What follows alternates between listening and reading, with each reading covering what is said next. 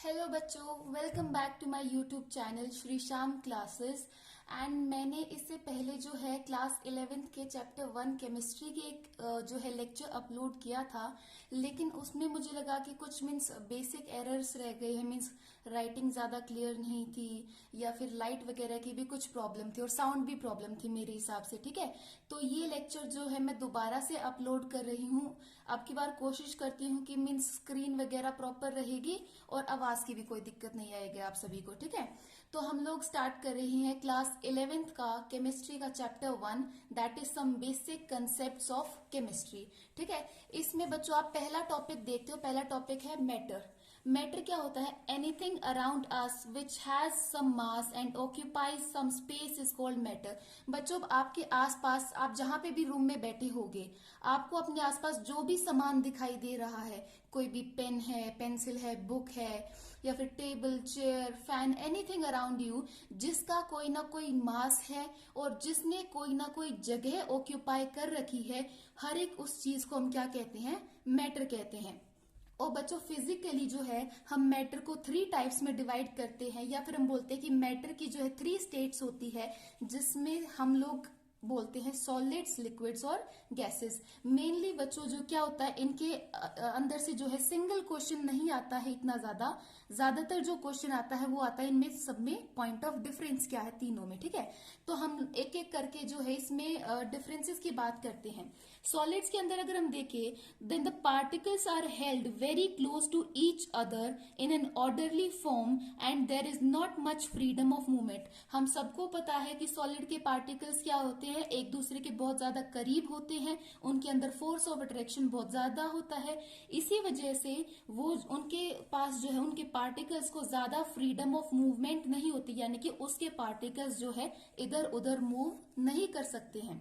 अगर हम लोग लिक्विड्स की बात करें, these particles are close to each other but they can move around. Liquid के पार्टिकल्स भी सॉलिड की तरह ही पास पास होते हैं, लेकिन इतने ज्यादा करीब नहीं होते हैं और उनको जो है थोड़ी बहुत फ्रीडम ऑफ मूवमेंट होती है, सॉलिड से ज्यादा ही होती है। ठीक है, गैसेस के अगर अंदर हम बात करें, these particles are far apart as compare to those present in solids and liquid states. क्या बोल रहे हैं कि गैसेस के जो पार्टिकल्स होते हैं वो एक दूसरे से बहुत ज्यादा दूर दूर प्रेजेंट होते हैं, किसके मुकाबले? सॉलिड्स और लिक्विड्स के मुकाबले। और जो इनकी मूवमेंट होती है वो बहुत ही ज्यादा फास्ट होती है। ठीक है, अब हम लोग जो है सेकेंड पॉइंट ऑफ डिफरेंस देखते हैं कि इन तीनों में क्या पॉइंट ऑफ डिफरेंस आ रहा है। सेकेंड है these have definite volume and shape. Solid के जो पार्टिकल्स होते हैं उनकी एक डेफिनेट वॉल्यूम होती है, मीन्स एक एग्जैक्ट वॉल्यूम होती है और उनकी एक एग्जैक्ट शेप भी होती है।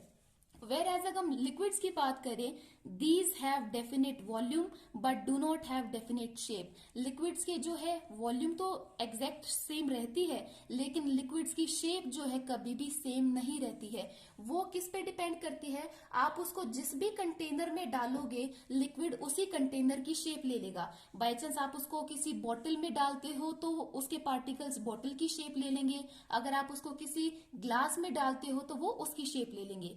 दे take the shape of container in which they are placed. Same बात बोल रहे हैं कि जिस भी कंटेनर में आप लिक्विड के पार्टिकल्स को डालते हो वो उसी की शेप ले लेते हैं। ठीक है, गैसेस के अंदर अगर हम बात करें तो गैसेस के पार्टिकल्स की ना ही तो डेफिनेट वॉल्यूम होती है और ना ही डेफिनेट शेप होती है। ठीक है, इनके जो पार्टिकल्स होते हैं वो कंप्लीटली ऑक्यूपाई कर लेते हैं उस स्पेस को जिस कंटेनर में हम उनको क्या करते हैं? रखते हैं। ठीक है, तो ये है 2 पॉइंट ऑफ डिफरेंस। अब हम थर्ड के बारे में बात करते हैं कि थर्ड पॉइंट ऑफ डिफरेंस क्या है।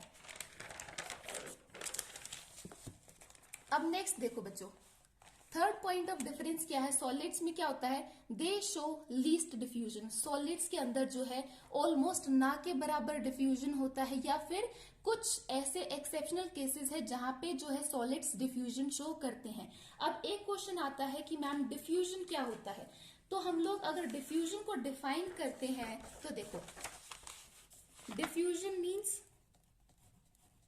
कई बार जो है 1 या 2 मार्क्स में डिफ्यूजन की भी आपसे डेफिनेशन पूछ ली जाती है, तो वो होती है movement of particles from higher concentration to lower concentration.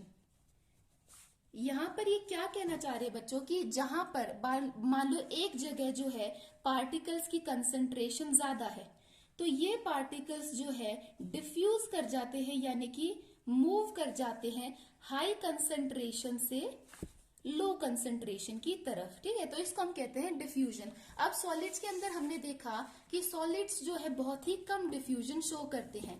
Liquids के अंदर अगर हम बात करें, diffusion is high then solids. Solids के मुकाबले जो है लिक्विड्स थोड़ी सी ज्यादा डिफ्यूजन शो करते हैं।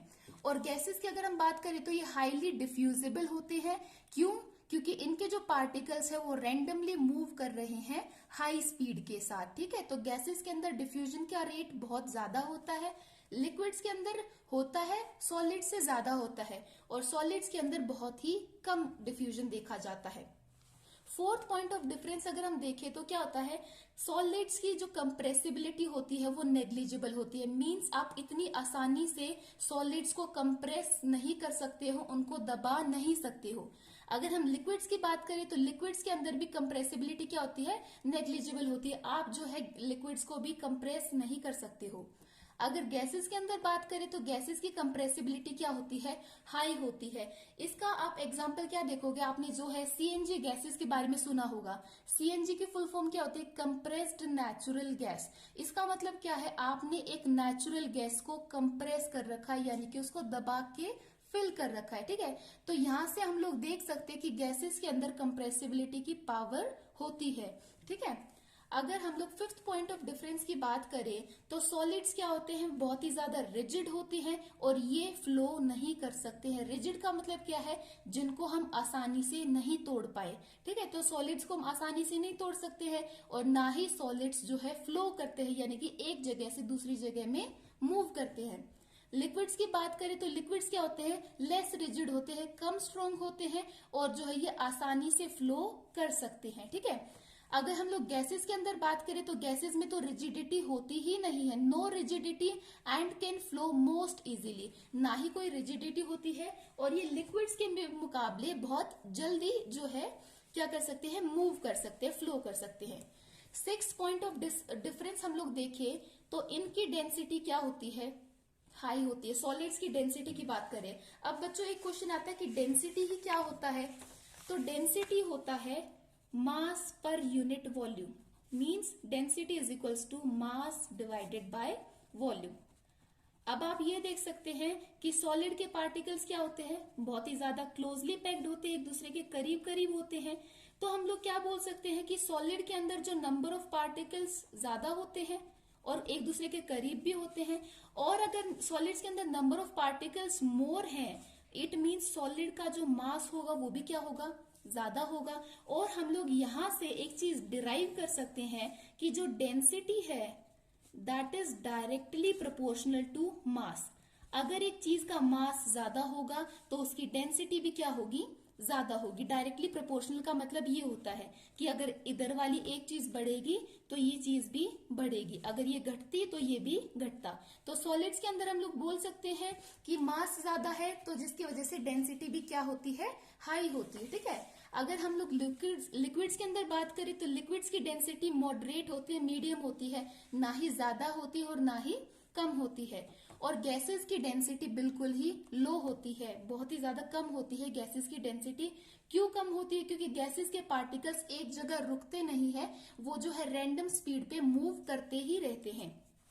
सेवेंथ पॉइंट ऑफ डिफरेंस अगर हम बात करें तो सॉलिड्स के अंदर जो इंटर पार्टिकल स्पेस है वो लीस्ट है। इंटर पार्टिकल स्पेस क्या होता है बच्चों, पार्टिकल्स के बीच का जो स्पेस होता है। आपको ये सॉलिड के पार्टिकल मैंने दिखाए थे, इनके बीच में जो ये स्पेस होता है, जो ये गैप होता है, इनको हम कहते हैं इंटर पार्टिकल स्पेस। आपको दिख रहा है कि सॉलिड्स के पार्टिकल के बीच में जो स्पेस है वो बहुत ही ज्यादा कम है, तो हम क्या बोल सकते हैं कि सॉलिड्स के बीच में जो इंटर पार्टिकल स्पेस है वो बहुत ही ज्यादा लीस्ट है, यानी कि बहुत ज्यादा कम है। लिक्विड के अंदर अगर हम बात करें तो यहाँ पे जो इंटर पार्टिकल स्पेस है वो लेसर होता है, सॉलिड के मुकाबले ज्यादा होता है, लेकिन यहाँ पे भी कम ही होता है। गैसेस के अंदर अगर हम बात करें तो inter particle space is more than others. यहाँ पे जो इंटर पार्टिकल स्पेस होता है सॉलिड्स और लिक्विड के मुकाबले बहुत ही ज्यादा होता है। ठीक है, एट पॉइंट ऑफ डिफरेंस अगर हम लोग बात करें तो क्या है, inter particle force of attraction is very strong. यहाँ पे आपको पता है सॉलिड्स के पार्टिकल के बीच में क्या है, फोर्स ऑफ अट्रैक्शन बहुत ही ज्यादा स्ट्रॉन्ग है, इसीलिए वो आपस में इतना ज्यादा करीब करीब है, इतना ज्यादा क्लोज है। ठीक है, यहाँ पे बात करें inter particle force of attraction is less strong. Liquids के जो पार्टिकल का फोर्स ऑफ अट्रैक्शन होता है वो थोड़ा सा कम स्ट्रॉन्ग होता है सॉलिड्स के मुकाबले।